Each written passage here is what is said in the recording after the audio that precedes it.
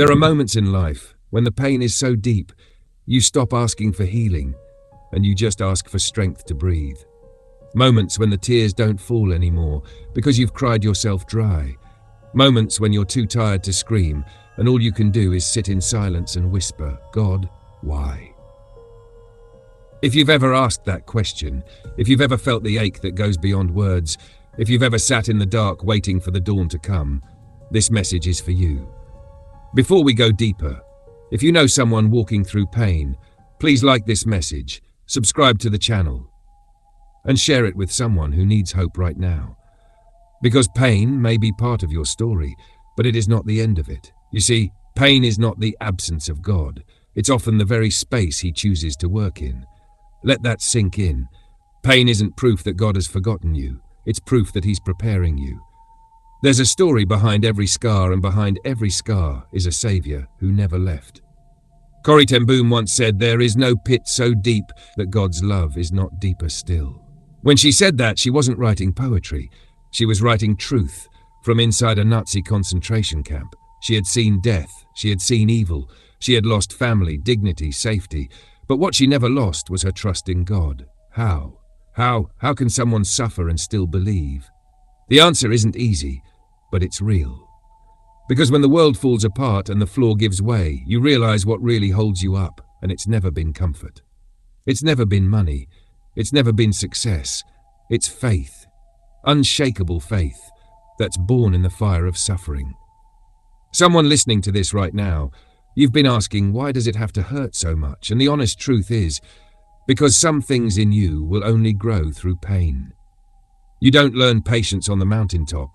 You learn it in the waiting room of unanswered prayers. You don't learn surrender in victory. You learn it on your knees after the loss. You don't learn grace when life is easy. You learn it when you fail, and God forgives you anyway.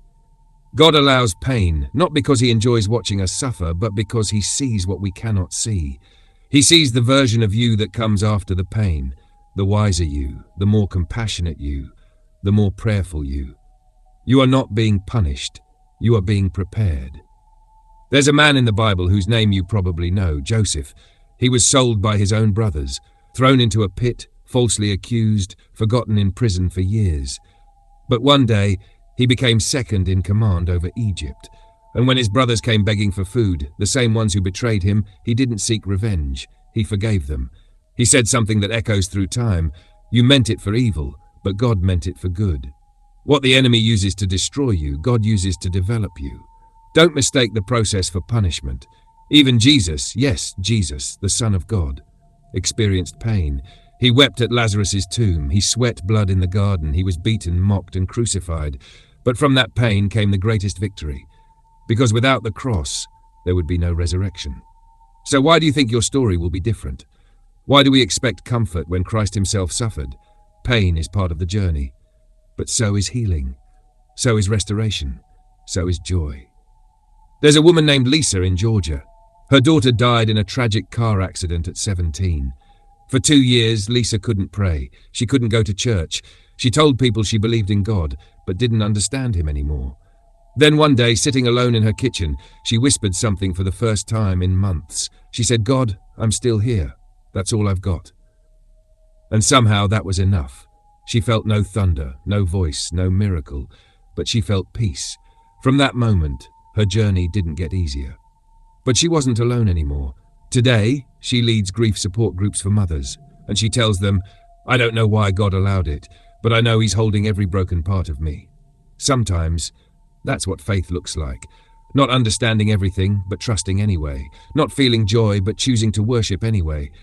Not having the answers, but still holding on. Because the alternative is to give up. And giving up is not your destiny. Let me tell you something. There are people alive today because you didn't quit. There are prayers being answered because you kept believing. There are lives being changed because you chose hope instead of hate. You think your pain disqualifies you? No. Your pain is what qualifies you to minister to the hurting. You can't comfort someone if you've never cried. You can't lift someone out of the dark unless you've been there yourself. Your scars are sacred.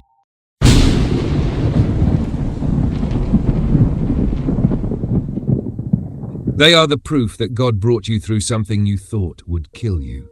And you're still standing, not because you're strong, but because He is. There's an old saying, God gives His hardest battles to His strongest soldiers. But I believe it's deeper than that. I believe God allows hard battles, so we become strong soldiers. The strength isn't in us, it's in what He does in us, during the pain. Remember this, the storm doesn't last forever. The night always ends. The grave never gets the final word, and neither will your pain. You may not be healed today, but healing is coming. You may not see the purpose yet, but one day you will. You'll look back, and what once made you weep will become your worship. You'll look back, and what almost broke you will become your breakthrough. So don't give up, not now, not when God is this close, not when your story is still being written. He's the author, and He doesn't write tragedies. He writes testimonies. Pain is not the end, it's the beginning of something sacred. Hold on, breathe, believe again. You're not alone in the fire. He's right there with you, and He's not done. If this message touched you, please like it, subscribe to this channel, and share it with someone who's walking through the fire. Let them know God is still God, even in the pain, especially in the pain. You are not forgotten. You are not forsaken. You are fiercely, eternally, deeply loved. And one day, this pain you're feeling will become the very reason someone else survives. So keep walking. There is purpose, even in this.